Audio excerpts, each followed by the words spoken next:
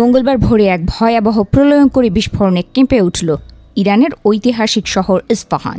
মার্কিন ও ইসরায়েলি বাহিনীর যৌথ অভিযানে ব্যবহৃত শক্তিশালী বাংকার বাস্টার বোমার আঘাতে মুহূর্তেই আগুনের গোলায় পরিণত হয় পুরো এলাকা। দিগন্ত বিস্তৃত আকাশ কমলা রং ধারণ করে আর শক্তিশালী শক ওয়েভে কেঁপে ওঠে মাইলের পর মাইল ভূমি।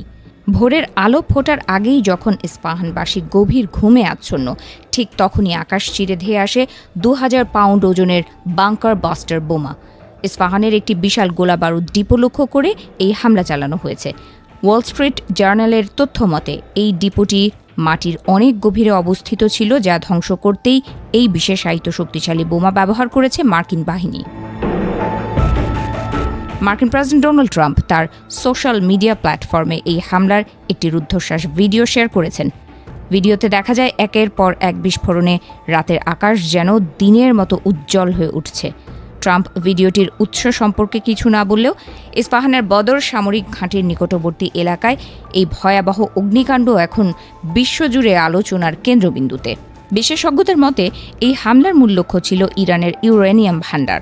গুঞ্জন রয়েছে ইরান তাদের প্রায় 540 কেজি উচ্চমাত্রার সমৃদ্ধ ইউরেনিয়াম ইস্পাহানের এক গোপন ভূগর্ভস্থ সুড়ঙ্গে সরিয়ে নিয়েছিল।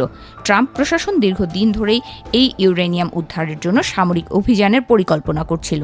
আজকের এই হামলা সেই পরিকল্পনার প্রথম ধাপ বলে মনে করা হচ্ছে। পরিস্থিতি এখন এমন পর্যায়ে পৌঁছেছে যে যুক্তরাষ্ট্র ইরানের স্থল অভিযানের প্রস্তুতি নিচ্ছে বলে খবর পাওয়া যাচ্ছে।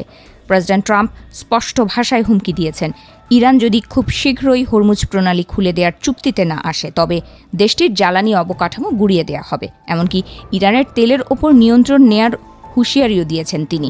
পাল্টা ব্যবস্থা হিসেবে ইরানও বসে নেই। লেবাননের প্রতিরোধ যোদ্ধা এবং ইয়েমেনের বিদ্রোহীদের সহায়তায় ইসরায়েল ও পারস্য উপসাগরীয় দেশগুলোতে মুহুর্মুহু ড্রোন ও মিসাইল হামলা চালাচ্ছে তেহরান। ইসরায়েলের হাইফা বন্দরে তেল অবকাঠামো লক্ষ্য করে হামলা চালানো হয়। উত্তেজনার পারদ চড়িয়ে মঙ্গলবার দুবাই বন্দরে একটি কুয়েতি তেলবাহী ট্যাঙ্কারেও সরাসরি আঘাত এনেছে ইরানি বাহিনী। ইসরায়েল এবং যুক্তরাষ্ট্র দাবি করছে ইরান পারমাণবিক বোমা তৈরির খুব কাছাকাছি পৌঁছে গেছে এবং বিশ্ব শান্তির স্বার্থেই এই সামরিক পদক্ষেপ অনিবার্য ছিল। যদিও জাতিসংঘের পারমাণবিক পর্যবেক্ষণ সংস্থা এখন পর্যন্ত ইরানের বিরুদ্ধে এমন কোনো অকাট্য প্রমাণ দেয়নি, তবুও মধ্যপ্রাচ্যের এই সংঘাত এখন আর কেবল আকাশপথের হামলায় সীমাবদ্ধ নেই, বরং একটি পূর্ণাঙ্গ যুদ্ধের দিকে ধাবিত হচ্ছে।